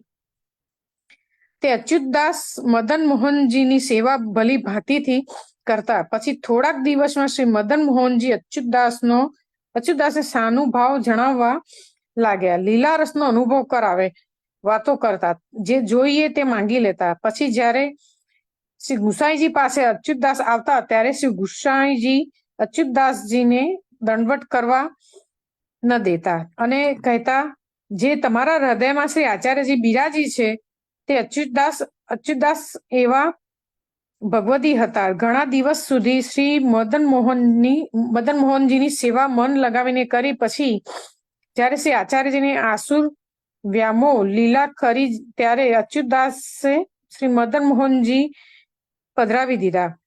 પછી વિરહ ઘણો થયો, તેથી રહેવાય નહીં. પછી બદ્રિકાશ્રમ જઈ અન્ન જલ છોડી દેહ ત્યાગ કર્યો. અંતર્ગતાની પ્રાપ્તિ થઈ. શ્રી ઠાકુરજીના શ્રી મુખમાં પ્રવેશ કર્યો. પછી મદન મોહનજીને શ્રી ગોપીનાથજી પાસે પધરાવ્યા. એ અચ્યુતદાસ શ્રી આચાર્યજી મહાપ્રભુજીને આવા કૃપાપાત્ર ભગવદીય હતા. શ્રી આચાર્યજીનું વિરહ સહન ન કરી શક્યા, તેથી તેમની વાર્તા ક્યાં સુધી કહીએ? બોલો, આટલે સુધી. જય શ્રી કૃષ્ણ. સેજલબેન, 3 પાના હતી, 3 પેજ, 3 પેજ જ હતા. હા, ઓકે. હવેની મોસ્ટલી હમણાં થોડીક શોર્ટ વાર્તાઓ છે, 2-3 પાનાની જ છે બધી. Okay, okay, thank you. Welcome. આપણે ભાગવત પુરાણનું કન્ટિન્યુઅસ કરીશું. આપણે ચેપ્ટર 15માં આવી ગયા હતા. ચેપ્ટર 15માંનો પહેલો શ્લોક. દીપિકાબેન, અચ્છા, એ હું તમે શ્લોક સ્ટાર્ટ કરો પહેલા હું કહી દઉં. આપણે આપણી કૃષ્ણ યુટ્યુબમાં કૃષ્ણ કૃપાનું આખું પેજ જ છે, જેમાં બધા આપણા રેકોર્ડિંગ્સ છે જ, બધા સત્સંગમાં. ઓકે, આપણા સાથે ગુરુજી કોઈ પધાર્યું હોય કે કોઈ પણ સત્સંગના બધા રેકોર્ડિંગ છે, તો જુઓ. કોઈ વખત રિવ્યુ કરવા હોય તો રિવ્યુ કરજો. અને તમે સબસ્ક્રાઇબ કરશો તો જ્યારે પણ એ ચેનલને સબસ્ક્રાઇબ કરશો, તમારી પર નોટિફિકેશન આવી જશે. ગમે ત્યારે કોઈ ન્યૂ વિડીયો થયા હોય, તમે આઉટ ઓફ ટાઉન હોય અને કોઈ ન્યૂ વિડીયો હોય, તો you will get that notification. So just subscribe so you will have that recorded, right? Go ahead. દીપિકાબેન, જય શ્રી કૃષ્ણ. જય શ્રી કૃષ્ણ. 11 આવતીકાલના અધ્યાય 15 પુરુષોત્તમ યોગ. શ્રી ભગવાન ઉવાચ ઉર્ધ્વમૂલમદ શાખમ અશ્વત્થમ પ્રાહુરવ્યયમ છંદાસી યસ્ય પર્ણાની યસ્તમ વેદ સ વેદવિતમ. શ્રી ભગવાન બોલ્યા, જેના મૂળ ઊંચે છે, જેના ડાળ નીચે છે અને વેદ સૂક્તો જેના પાંદડા છે, એવા વટ વૃક્ષને શાશ્વત કહ્યું છે. તેને જે જાણે છે તે વેદોને જાણનારો છે. આ ભક્તિ યોગનું મહત્વ ચર્ચા પછી કોઈને ત્યારે વેદોનો શું એવો પ્રશ્ન થાય. વેદાભ્યાસનો હેતુ કૃષ્ણને ઓળખવાનો છે અને અધ્યાયમાં સમજાવે છે. તેથી જે મનુષ્ય કૃષ્ણ ભાવનામાં સ્થિર થઈ ભગવત ભક્તિમાં ડૂબેલો રહે છે, તેને વેદ જ્ઞાન થયું જ છે. અહીં સંસારને વટવૃક્ષ સાથે સરખાવ્યું છે. સકામ કર્મોમાં તન્મય રહેતો મનુષ્ય આ સંસાર વૃક્ષની એક ડાળી પરથી બીજી પરથી ત્રીજી પર એમ અંત વિના ભટક્યા કરે છે. આ સંસાર વૃક્ષના વિસ્તારને કોઈ છેડો નથી. આ વૃક્ષે ચોંટી રહેલા મનુષ્ય માટે મુક્તિની કોઈ શક્યતા નથી. વેદ સૂક્તો આ વૃક્ષના પાંદડા છે. આ વૃક્ષના મૂળ વિશ્વના સૌથી ઊંચા બ્રહ્મલોકથી શરૂ થાય છે. જો મનુષ્ય આ અવિનાશી માયા વૃક્ષને બરોબર પીછાડે તો જ તે તેનાથી છુટકારો મેળવી શકે. આ છુટકારાની પ્રક્રિયા સમજવી જોઈએ. આની પહેલાના અધ્યાયોમાં ભૌતિક જંજાળમાંથી છૂટવાના ઘણા માર્ગો બતાવ્યા છે. 13મા અધ્યાય સુધી ભગવત ભક્તિને આ જંજાળમાંથી છૂટવાનો શ્રેષ્ઠ માર્ગ કયો છે. ભૌતિક પ્રવૃત્તિઓ વિશે અનાસક્તિ અને ભગવત ભક્તિ વિશે આસક્તિ એ ભક્તિનો પાયાનો સિદ્ધાંત છે. આ અધ્યાયની શરૂમાં જ સંસાર પ્રત્યેની આસક્તિઓને વછોડી નાખવામાં કહ્યું છે. આ ભૌતિક અસ્તિત્વનું મૂળ નંખાય છે ઊંચે, એટલે કે વિશ્વના સર્વશ્રેષ્ઠ બ્રહ્મલોકમાં. મહત્વમાંથી ભૌતિક જીવન શરૂ થાય છે. ત્યાંથી આ દ્રશ્ય સૃષ્ટિનો વિસ્તાર થાય છે. વૃક્ષની અસંખ્ય શાખાઓ એ વિવિધ લોક છે. તેના ફળ આ જીવોના ધર્મ, અર્થ, કામ અને મોક્ષ એ 4 પુરુષાર્થોના પરિણામ એ તેના ફળ છે. હવે ઊંચે મૂળ અને નીચે શાખાઓ એવા વૃક્ષનો કોઈ લૌકિક અનુભવ નથી, પણ આ વસ્તુ છે ખરી. આવું વૃક્ષ જળાશય પાસે જળે છે. જળાશયના કિનારા પરના વૃક્ષોના પ્રતિબિંબ પાણીમાં પડે છે ત્યારે તેની શાખાઓ ઊંચે અને મૂળ નીચે ભાસે છે. શબ્દ ફેરે કહીએ તો આ સંસાર વૃક્ષ એ કેવળ આધ્યાત્મિક જગતરૂપી વાસ્તવિક વૃક્ષનું પ્રતિબિંબ છે. જેમ વૃક્ષનું પ્રતિબિંબ પાણી પર આધારિત છે, તેવી રીતે આધ્યાત્મિક જગતનું પ્રતિબિંબ ઈચ્છા ઉપર આધારિત છે. પ્રતિબિંબિત ભૌતિક પ્રકાશમાં રહેલી બધી જળચેતન વસ્તુઓની હસ્તીનું કારણ ઈચ્છા છે. ભૌતિક અસ્તિત્વમાંથી છૂટવા માંગતા મનુષ્ય આ વૃક્ષને અભ્યાસથી પૂરેપૂરું પીછાણવું જોઈએ. તે પછી જ એનો છેડો ફાડી શકશે. આ સંસાર વૃક્ષ વાસ્તવિક વૃક્ષનું પ્રતિબિંબ છે. તેથી તે એની આબેહૂબ પ્રતિકૃતિ છે. અહીં છે તે બધું જ આધ્યાત્મિક જગતમાં છે. નિર્વિશેષવાદીઓ બ્રહ્માને સંસાર વૃક્ષનું મૂળ માને છે અને સાંખ્યમત પ્રમાણે મૂળમાંથી અનુક્રમે પ્રકૃતિ અને પુરુષ, પંચમહાભૂતો, દ્રઢ ઇન્દ્રિયો, મન વગેરેનો પ્રાદુર્ભાવ થાય છે. આ પ્રમાણે સાંખ્યો ભૌતિક જગતનું 24 તત્વોમાં વિભાગીકરણ કરે છે. જો બ્રહ્માને જળ ચેતન સૃષ્ટિના મૂળ તરીકે ગણીએ તો અખિલ બ્રહ્માંડના અડધા ભાગમાં ભૌતિક જગત અને બીજા ગોળાર્ધમાં આધ્યાત્મિક જગત છે. ભૌતિક જગત આધ્યાત્મિક જગતનું વિકૃત પ્રતિબિંબ છે. તેથી આધ્યાત્મિક જગતમાં પણ ભૌતિક જગતના જેવું વિવિધ રંગરૂપી હોવું જોઈએ. પ્રકૃતિ ભગવાનની બહિરંગ માયા શક્તિ છે. પુરુષ સ્વયં ભગવાન છે. ગીતામાં આ સ્પષ્ટપણે સમજાવ્યું. બધો વિસ્તાર ભૌતિક છે, તેથી ક્ષણિક છે. પ્રતિબિંબ ક્ષણિક હોય છે, કેમ કે તે કેટલીક વાર દેખાય છે તો કેટલીક વાર દેખાતું નથી.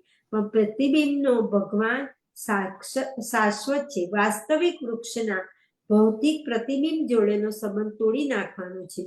જ્યારે કોઈ મનુષ્યને વેદોનો જાણકાર કહે છે ત્યારે એ અભિપ્રિત છે કે સંસાર વિશેની આસક્તિને વછોડતા તેને આવડે છે.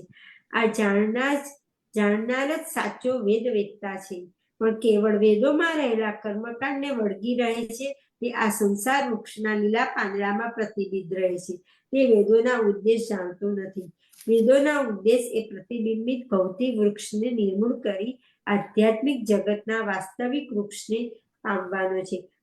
પૂર્ણ પુરુષોત્તમ ભગવાન પોતે ગીતામાં આમ કહ્યું છે. જય શ્રી કૃષ્ણ. જય શ્રી કૃષ્ણ. શ્લોક નંબર 2. આમાં પુરુષોત્તમ યોગ તો બહુ જ સરસ છે. આમાં આખું ચેપ્ટર આ બહુ જ ફાઇન છે. શ્લોક નંબર 2. જ્યોતિબેન. જય શ્રી કૃષ્ણ જ્યોતિબેન. તમે મ્યુટ પર છો.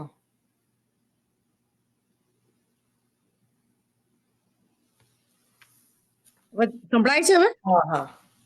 જય શ્રી કૃષ્ણ સર્વ ભક્તોને. અધ્યાય 15 પુરુષોત્તમ યોગ, શ્લોક નંબર 2.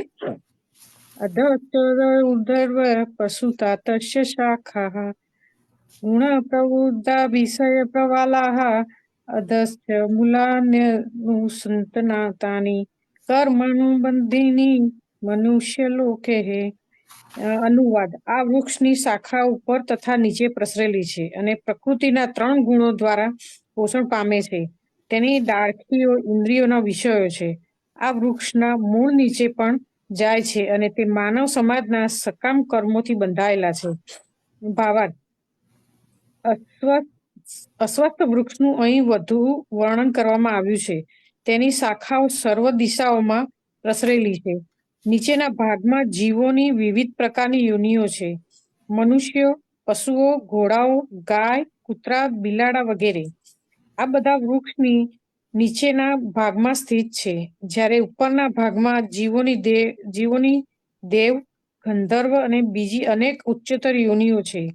જેવી રીતે સામાન્ય વૃક્ષનું પોષણ જળથી થાય છે, તેવી રીતે આ વૃક્ષનું પોષણ પ્રકૃતિના 3 ગુણો દ્વારા થાય છે. કેટલીક વખત આપણે જોઈએ છીએ કે જળના અભાવે કોઈ ભૂખંડ વેરાન બની જાય છે અને કોઈ વાર અમુક ખંડ લીલોછમ બની જાય છે. તેવી જ રીતે જ્યાં પ્રકૃતિના કોઈ વિશેષ ગુણનું પ્રમાણમાં આધિક્ય હોય છે ત્યાં તેને અનુરૂપ જીવોની યોનિઓ પ્રગટ થાય છે. વૃક્ષની ડાળખીઓ ઇન્દ્રિયોના વિષયો, પ્રકૃતિના વિભિન્ન ગુણોના વિકાસ દ્વારા આપણે વિભિન્ન પ્રકારની ઇન્દ્રિયોનો વિકાસ કરીએ છીએ અને આ ઇન્દ્રિયો વડે આપણે વિભિન્ન ઇન્દ્રિય વિષયો ભોગવીએ છીએ. શાખાઓના છેડા ઇન્દ્રિયો છે, જેમ કે કાન, નાક, આંખ વગેરે. જે વિભિન્ન ઇન્દ્રિય વિષયો ભોગવવામાં આસક્ત રહે છે. ડાળખીઓ શબ્દ, રૂપ, રસ, સ્પર્શ વગેરે ઇન્દ્રિય વિષયો છે. ગૌણ મૂળિયા આસક્ત તથા વિરિક્તિઓ છે, જે વિભિન્ન પ્રકારના દુઃખો તથા ઇન્દ્રિય સુખના વિભિન્ન રૂપ છે. ધર્મ તથા અધર્મની વૃત્તિઓ આ ગૌણ મૂળિયામાંથી ઉત્પન્ન થયેલી માનવામાં આવે છે, અને આ મૂળિયા ચારે દિશાઓમાં પ્રસરેલા છે. તેનું સાચું મૂળ બ્રહ્મલોકમાં છે, અને તેના અન્ય મૂળિયા મનુષ્યના ગ્રહ મંડળમાં રહેલા છે. જ્યારે મનુષ્ય ઉચ્ચતર લોકોમાં પુણ્ય કર્મોનું ફળ ભોગવી લે છે, ત્યારે તે આ પૃથ્વી પર આવે છે અને ઉચ્ચ ગતિ માટે ફરીથી કર્મ અર્થાત સકામ કર્મ કરવા માંડે છે. આ મનુષ્ય લોક કર્મક્ષેત્ર કહેવાય છે. જય શ્રી કૃષ્ણ. જય શ્રી કૃષ્ણ. જય શ્રી કૃષ્ણ. શ્લોક નંબર 3. જયશ્રીબેન. જય શ્રી કૃષ્ણ જયશ્રીબેન, તમારું મ્યુટ પર છે.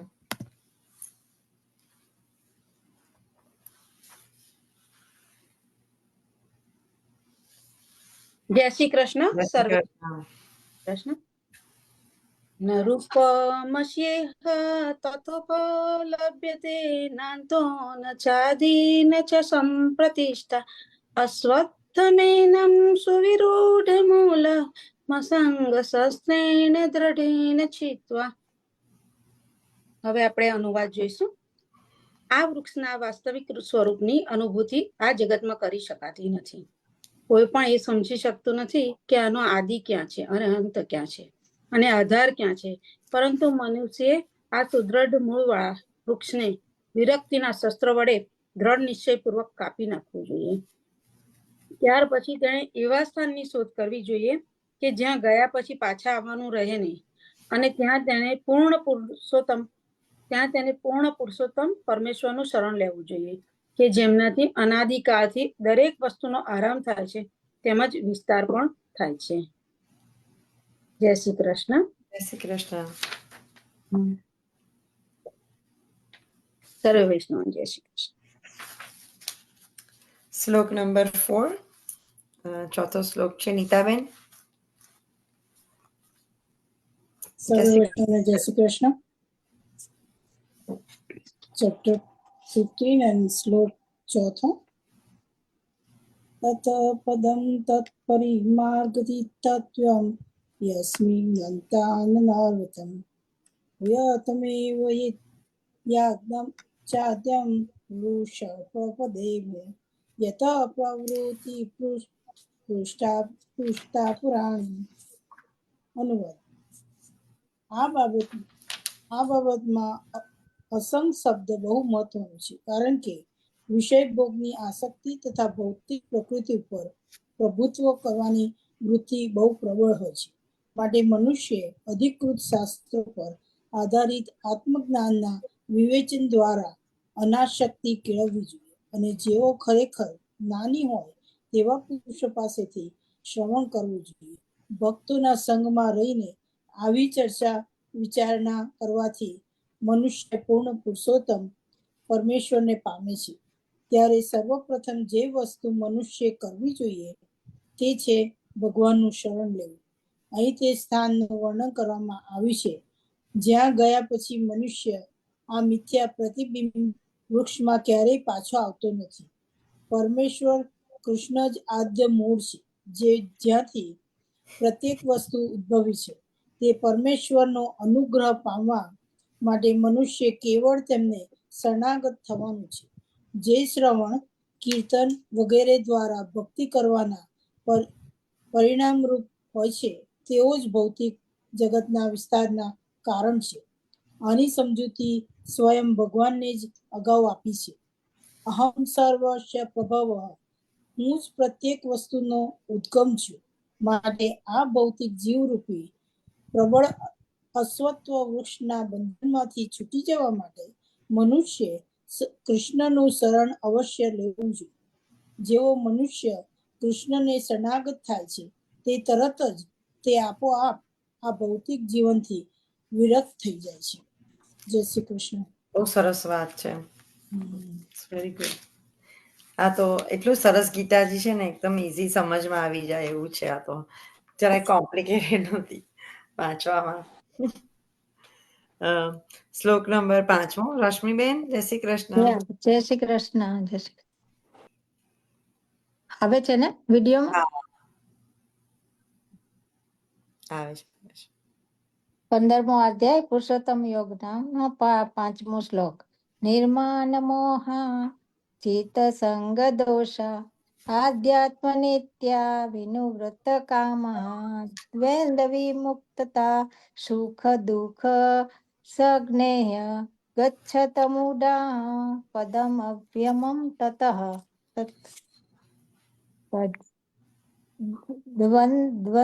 દ્વંદ્વોથી વિમુક્ત અને મુક્ત થયેલા સુખ દુઃખ અને સુખ તથા દુઃખ યજ્ઞ નામના અમૂઢ મોહ રહિત પદ્મ સ્થાને અવ્યમ શાશ્વત તત તે જે મનુષ્ય મિથ્યા અને અનુવાદ. જે મનુષ્ય મિથ્યા પ્રતિષ્ઠા મોહ તથા કુસંગતિ રહિત છે, જેઓ શાશ્વત તત્વને જાણે છે, જેઓ દુનિયાવી કામ વાસનાથી નિવૃત્ત થઈ ગયા છે, જેઓ સુખ દુઃખના દ્વંદથી મુક્ત થયેલા છે, અને જેઓ મોહ રહિત થઈ અને પરમેશ્વરને શરણાગત કેવી રીતે થવું તે જાણે છે, તેઓએ આ શાશ્વતના પદને પામે છે. ભાવાર્થ. અહીં શરણાગતિનું પ્રક્રિયાનું બહુ સરસ વર્ણન થયું છે. આ માટે પ્રથમ યોગ્યતા એ છે કે જે મનુષ્ય મિથ્યા અહંકારથી મોહિત થવું ન જોઈએ. બુદ્ધ જીવ પોતાના ભૌતિક પ્રકૃતિના સ્વામી માની અને ગર્વમાં રહે છે. તેથી તેના માટે પૂર્ણ પુરુષોત્તમ પરમેશ્વરને શરણે જવાનું બહુ જ અઘરું હોય છે. મનુષ્યએ સાચા જ્ઞાનમાં સંવધન દ્વારા જાણવું જોઈએ કે પોતે પ્રકૃતિનો સ્વામી નથી, પૂર્ણ પુરુષોત્તમ નો પરમેશ્વર છે. પરમેશ્વર જ સ્વામી છે. મનુષ્ય જ્યારે અહંકારથી ઉત્પન્ન થયેલા મોહથી મુક્ત થઈ જાય છે, ત્યારે શરણાગતિની પ્રક્રિયાને શુભારંભ થાય છે. જે મનુષ્ય આ દુનિયામાં હંમેશા માન સન્માન અપેક્ષા રાખે છે, તેના માટે પરમેશ્વરની શરણાગતિ થવું અઘરું હોય છે. અહંકાર અને મોહને લીધે જ થાય છે. કારણ કે મનુષ્ય જો કે અહીં આવે છે અને થોડા સમય માટે રહે છે અને પાછી ચાલ્યો જાય છે, છતાં એવી મૂર્ખતા ભરી માન્યતાઓ સેવે છે કે પોતે જ આ જગતમાં સ્વામી છે. એ રીતે તે તમામ બાબતોને જટિલ બનાવી દે છે અને સદા કષ્ટ ભોગવ્યા કરે છે અને સમગ્ર જગતની આવી ભ્રાંત માન્યતા સાથે ચાલ્યા કરે છે અને લોકો એમ માની લે છે કે આ ભૂમિમાં પૃથ્વી મનુષ્ય સમાજની છે અને તેમણે ભૂમિનું અને વિભાજન એવી મિથ્યા ધારણાથી કરી દીધું છે કે તેઓ આના સ્વામી છે. આ મિથ્યા છે. આ માન્યતામાંથી મનુષ્ય મુક્ત થઈ જવું જોઈએ કે માનવ સમાજના આ જગતનો સ્વામી છે.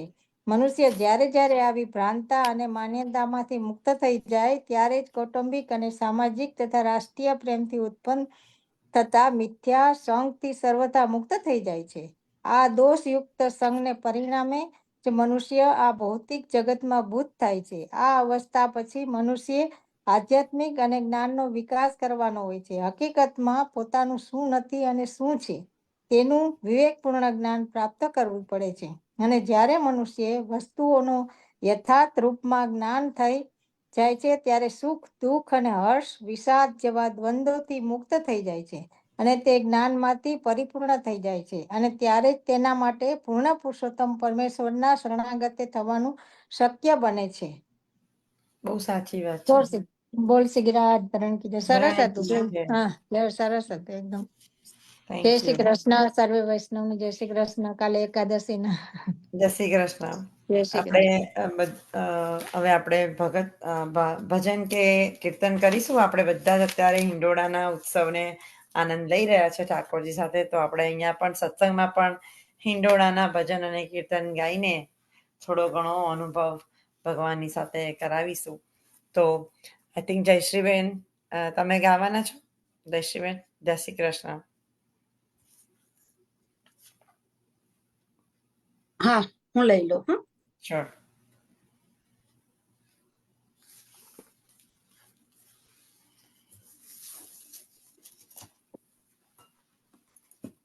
झूलत है नंद लाल हिंडोरे में। झूलत है नंद लाल गावत सरस सकल ब्रज वनिता। गावत सरस सकल ब्रज वनिता। बाढ़्यो है रंग रसाल हिंडोरे माँ। झूलत है नंदलाल। झूलत है नंदलाल हिंडोरे माँ। झूलत है नंदलाल। संग झूलत वृषभान नंदिनी। उर्गज मोतीन माल हिंडोरे माँ। झूलत है नंदलाल। कंचन वेली राजत है। अरुझि श्याम तमाल हिंडोरे माँ। झूलत है नंदलाल। बाजत ताल पखावज मुरली। पगनु पुरजनकार हिंडोरे माँ।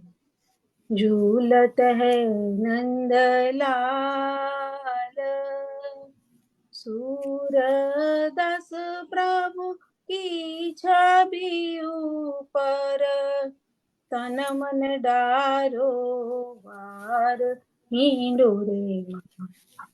झूलत है नंदलाल। झूलत है नंद लाल हिंडोरे माँ। झूलत है नंदलाल। जय श्री कृष्ण। જય શ્રી કૃષ્ણ. બહુ સરસ સુંદર કીર્તન હતું. હા લઈ લો, કોઈ લેવાનું છે?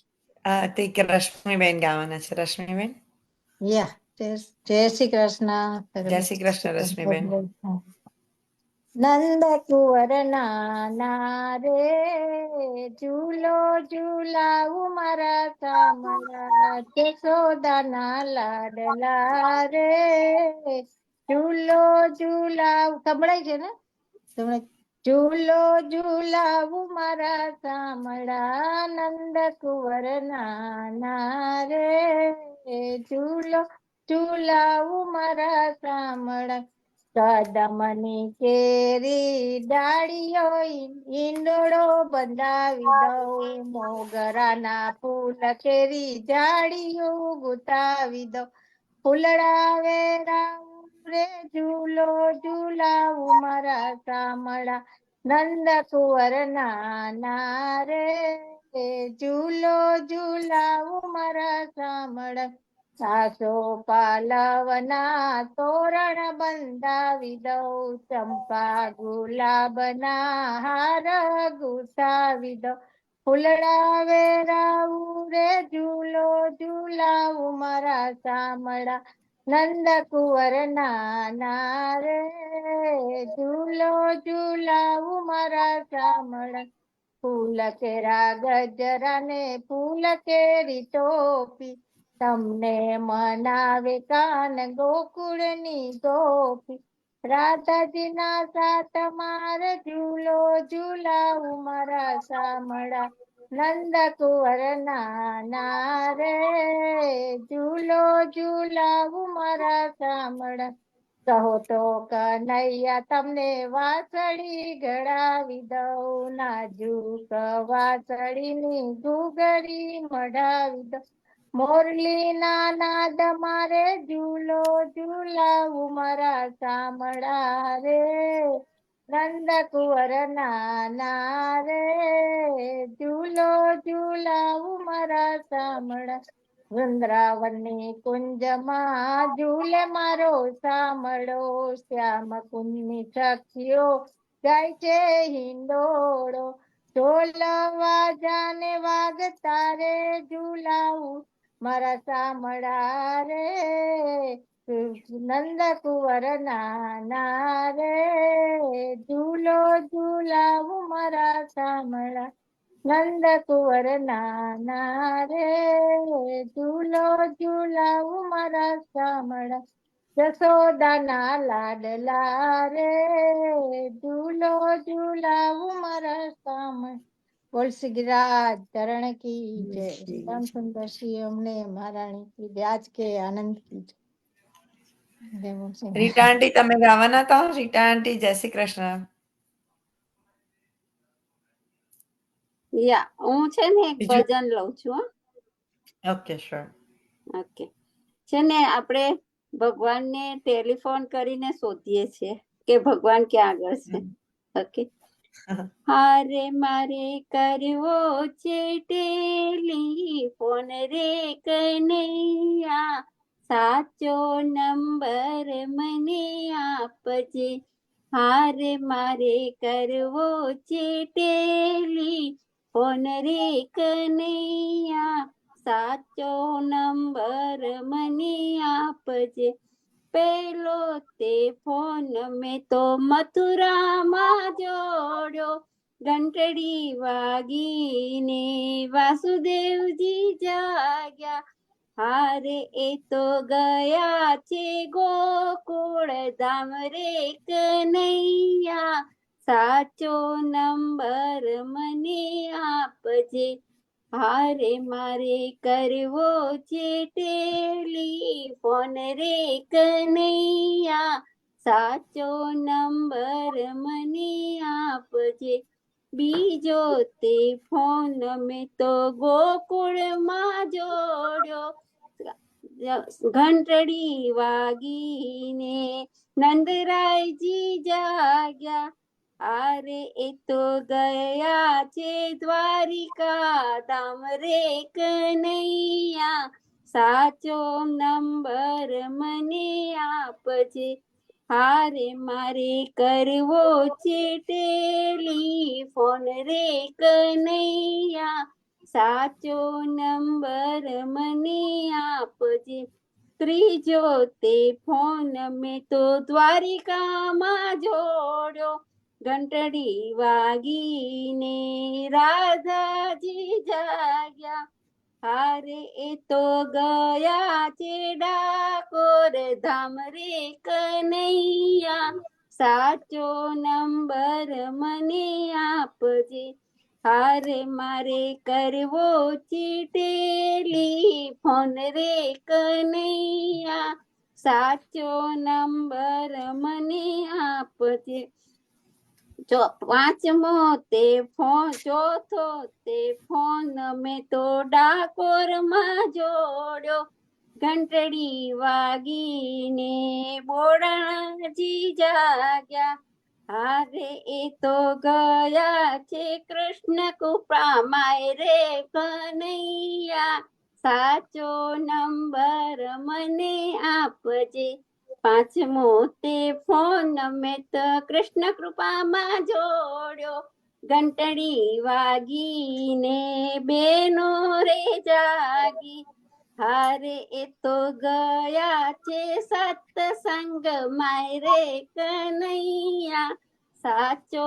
નંબર મને આપજે, હારે મારે કરવો છે ટેલિફોન રે કનૈયા, સાચો નંબર મને આપજે, શ્રી કૃષ્ણ કનૈયા લાલ કી જય, દ્વારિકાધીશ કી જય, શ્યામ સુંદર શ્રી અમને મહારાણી કી જય. તમે શેર કરજો એ ભજન હા અમને. રીટા આંટી આશીર્વાદ કોઈ લેશે? ઋષિબેન તમારે લેવું છે આશીર્વાદ? મારી પાસે સેજલ છે ને, આવા કાનાજીના ભજન છે, પણ આવા છે બધા કાનાજીના ભજન છે, જૂના જૂના છે, હું ગાઈ શકું બધા કાનાજીના, શ્યોર શ્યોર. સરસ મજા આવે. જૂનામાં તો હા. વધારે મજા આવે બહુ જ છે. સરસ. એમાં રાગ પણ હોય હા. અને એના મીનિંગ પણ બહુ સરસ હા હોય છે. એટલે કોણ સરસ મજા આવે. હમ. શ્રી વલ્લભાધીશ કી જય. કૃષ્ણ કનૈયા લાલ કી જય. આપણે એ લઈશું આશીર્વાદ. જયશ્રીબેન લેશો? હા, લઈ લો. જય શ્રી કૃષ્ણ. સર્વે વૈષ્ણવોને જય શ્રી કૃષ્ણ. જય શ્રી કૃષ્ણ. વલ્લભ કી જય. દ્રઢઈન ચરણન કેરો ભરોસો, દ્રઢઈન ચરણન કેરો, દ્રઢઈન ચરણન કેરો ભરોસો, દ્રઢઈન ચરણન કેરો. વલ્લભ નખ ચંદ્ર છટા બિન સબ જુગ માજ અંધેરો, દ્રઢઈન ચરણન કેરો ભરોસો, દ્રઢઈન ચરણન કેરો. સાધન और नहीं आकली में जाशो होय निवेरो, सूर कहा गए द्विविध आदरो, बिना मोल को चेतो भरोसो, द्रढ़ईन चरणन केरो, દ્રઢઈન ચરણન કેરો ભરોસો, દ્રઢઈન ચરણન, દ્રઢઈન ચરણન, દ્રઢઈન ચરણન કેરો. શ્રી વલ્લભાધીશ કી જય. શ્રી ગિરિરાજ ધરણ કી જય. ગુસાઈજી પરમ દયાલ કી જય. બધા સાથે વૈષ્ણવોને વિનંતી કે તમે તમારા ઠાકોરજીનો રિલેશન પ્રાઇવેટ છે પણ પ્લીઝ હિંડોળાના દર્શન કરાવજો અમને લોકોને, અને ધન્ય ભાગ અમારા પણ ખુલે. એટલે આપણા બધા સત્સંગ વાળાઓને કૃષ્ણના દર્શન કરાવજો. ઠાકોરજીના દર્શન અવશ્ય કરાવીએ આપણે, કારણ કે વૈષ્ણવમાં ભાવ છે તો ઠાકોરજીને પણ એટલો જ ઉત્સાહ અને આનંદ થશે. તો તમે ઈંડોળાના કરતા હશો બધા રોજ જુદા જુદા ઈંડોળા કરતા હશો તો મહેરબાની કરીને પ્લીઝ અમારી વિનંતી છે કે તમારા ઠાકોરજીને દર્શન કરાવજો. બધા વૈષ્ણવ કેટલા સરસ સરસ દર્શન મૂકે છે હર્ષિદા આંટી તો રોજ બહુ જ ફાઇન મોકલે છે. Thank you Harshida aunty, so beautiful. અને તમને જોઈને બહુ મને બહુ જ સરસ. ઇન્સ્પાયરેશન થાય છે, સાચું હર્ષિદા આંટી. બહુ સરસ. એટલું બધા અને મને આ બધા આઈડિયાઝ પણ આવે છે કે આવી હા, અને રીતે મોતીના બધા કર્યા હતા.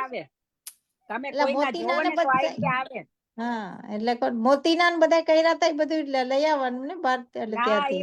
મામીજી ઓલા તમે ઓળખતા મંગલ મંદિર મારા મામીજી પેલા રસોડામાં રસોઈ ના કરતા એની પાસે હા. બહુ મસ્ત છે. મોતીના સરસ બહુ છે. સરસ કરે છે ઈંડોળા. આગળ કરાવી હતી બધી એવી સરસ હતા મોતી. હા, બધા તોરણ ને બહુ ફાઇન, બધું બહુ સરસ હતું. એ હર્ષિતાબેન પાસે તો ભજને બહુ સરસ છે. એમની પાસે તો બુક બહુ સરસ છે. અત્યારે આ પુષ્ટિ સાર સંગ્રહ ની ને તેમાં છે ભજન ને બધા હિંડોળા, અને પછી એ બધું નથી કેતા કે કોઈને આપણે દર્શન કરીએ ને એમાંથી તમને આ બધું થોડુંક આપને થાય ભાવ એના પ્રત્યે ઠાકોરજી નું. એમને પેલા એ હિંડોળા ઇલાયચી નો તો વાવ, હા, બહુ સરસ હતા. વેરી નાઇસ ઇલાયચી નો કરે તો બધું ઠાકોરજી કરાવે ત્યારે આપણાથી થાય, ને આપણાથી કશું નથી થતું. હર્ષિતાબેન, મને તો તમારી ભજનની બુક પણ લેવી છે. ભજનની બુક હા, તો કીર્તન અને ભજનની બુક્સ તો બધી બહુ હોય છે, કેટલી બધી. અને આ 17 અમને રશ્મિબેને બહુ સરસ બધા ભજનો મોકલાયા હતા. એ બધા બહુ રસ, ઈંડોળા બહુ ફાઇન છે બધા. બહુ સરસ, મેં તો મોકલાયા છે રશ્મિબેન બધા પાસે બહુ ગ્રુપમાં. સરસ છે બુક. રશ્મિબેન ને સ્કૂલ કરવાની છે મારે. જે હોય બુક્સ તમે શેર કરજો બીજાને, હિંડોળા ભગવાન પાસે ઠાકોરજી પાસે ગઈ શકે. હા, રશ્મિબેન, મારે તમારી પાસેથી લેવાની છે બુક. ચોક્કસ ના કેજો કે તમારું સરસ બહુ ભજન ફાઇન હતું, મને બહુ ગમ્યું. મૂકજો હા, હું મૂકીશ, શ્યોર મૂકીશ. તો ખાસ આજે ક્યારેક સુસા નહોતી ગાવશું મારે કરવો કનૈયા ને હા. હા હા જય બહુ શ્રી છે. કૃષ્ણ બધા પુષ્ટિ વૈષ્ણવને. જય શ્રી કૃષ્ણ. જય જય અને શ્રી બધા જ કૃષ્ણ. પદો તો આપણે ભક્તિ રેડિયો છે ને, ભક્તિ રેડિયોમાં બધા મળે. હા, હા. ભક્તિ રેડિયો. બધા જ કીર્તનો મળે છે એમાં. હા, ઓકે ભક્તિ એપ રેડિયો છે ને જયશ્રીબેન, એ એપ છે કે પછી યુટ્યુબ પર છે? એ આપણા યુટ્યુબ આની પર જ છે, આપણા રેગ્યુલર એમાં છે. હું તમને મોકલું હમણાં. હા, લિંક હોય તો મોકલજો ને વેબસાઇટ ની. ત્યાં તો બધાને શેર કરજો આમાં હા, બધા કૃષ્ણ મોકલજો. કૃપામાં. સત્સંગ ગ્રુપમાં એમાં તો આખા વર્ષોત્સવના આખા વર્ષમાં જેટલા વર્ષ ઉત્સવ આવે છે, એ બધાના Nice. બધું બહુ છે. હિંડોળા તો મોકલજો. 1000 જેટલા હિંડોળા છે, 1000. Wow, very nice. હા. મોકલજો હો તમે ચોક્કસ. બુકુમાં તો હોય, પણ બુકુમાં તો કેટલા હોય? બહુ તો 50 હોય, 25-30 ના, હા. યા. 1000 થી ઉપર હિંડોળાની બુક લે તો એક વાત જુદી છે, તો હોય હા, બધે. હું હમણાં હમ. મોકલજો એમાં. અત્યારથી એટલે કૃષ્ણ આખો કૃપામાં મહિનો મોકલજો. ઠાકોરજીનો હા, જુદા જુદાનો હિંડોળા કરવાના, જ્યાં સુધી જ્યાં એમનો જન્મ તે દિવસ ના થાય ત્યાં સુધી હિંડોળા ચાલુ રાખવાના. એટલે યા. કઈ ને કઈ રીતે સુરંગ હિંડોળા હોય, પછી ફૂલોના હિંડોળા, વેજીટેબલ હોય, શાકભાજીના હિંડોળા, શાકભાજીના. શાકભાજીના, ફૂડના, કાલે ડ્રાય તો ફ્રૂટ્સના પવિત્રના હિંડોળા. થશે ને? કાલે પવિત્ર કાલે પવિત્રના. કાલ પવિત્રના. દાલ કાલે ગટા, પવિત્ર. ગટા, બ્લુ ગટા, પછી બધી ગટાના હોય. પૂરી આવશે ગટા. ને એટલે છોકરીના આવશે. હમ. પરમ દિવસે વાઘબારસ ને દિવસ પછી આ કંકોડા તેરસ આવશે. એ દિવસથી આપણે છોકરી ના થશે, એટલે શાકભાજી. શાકભાજીના શાકભાજીના બધા. થશે. પછી શાકભાજીના થશે. સોમવાર પછી ખાસ શાકભાજીના બધા. પછી શાકભાજી થશે. કાલે પવિત્રા થશે ને પછી. હા. યા. કાચ ના થાય હિંડોળા. પછી રાખડી ના હશે પૂનમ ને પછી રાખડી ના હા, આવશે. રાખડીના. મંડે રાખડી ઠાકોરજીને ના રાખડી મંડે અવશ્ય રાખડી બાંધજો. છે ને? યા. 19મી રક્ષાબંધન છે ને? 26મી યા, સોમવાર. 19. સોમવારે રક્ષાબંધન છે. સોમવારે છે, સોમવારે 19મી છે. 19મી આમ તો રક્ષાબંધન. એકાદશી આજે જ ચાલુ થઈ ગઈ, કાલે બપોરના સુધી જ છે એકાદશી, હા એટલે આજથી ચાલુ થઈ ગઈ, 15મી થી ચાલુ થઈ. 19મી છે. આપણે એટલે જય 11નો અપાસ તો શ્રી કાલે કૃષ્ણ બધા જ કરવાનો. વૈષ્ણવોને. કાલે કરવાનું. હા, કાલે જ એકાદશી કરવાનું. કાલે કરવાની છે. સવારે યા. 15મી ઓગસ્ટ તો આજે બધાને કરી છે. અભિનંદન. યા. આજે Happy એકાદશી Independence કરી છે. Day. અભિનંદન. હેપી સ્વતંત્ર દિન. હા સર્વ જય શ્રી વૈષ્ણવને કૃષ્ણ 11 બધા જય શ્રી વૈષ્ણવોને. કૃષ્ણ. જય શ્રી સર્વને જય શ્રી કૃષ્ણ. કૃષ્ણ. જય શ્રી એકાદશીના કૃષ્ણ. એકાદશીના જય શ્રી કૃષ્ણ. આપણે આવતા ગુરુવારે મળીએ. મળીએ. યા. જય શ્રી કૃષ્ણ બધાને. કૃષ્ણ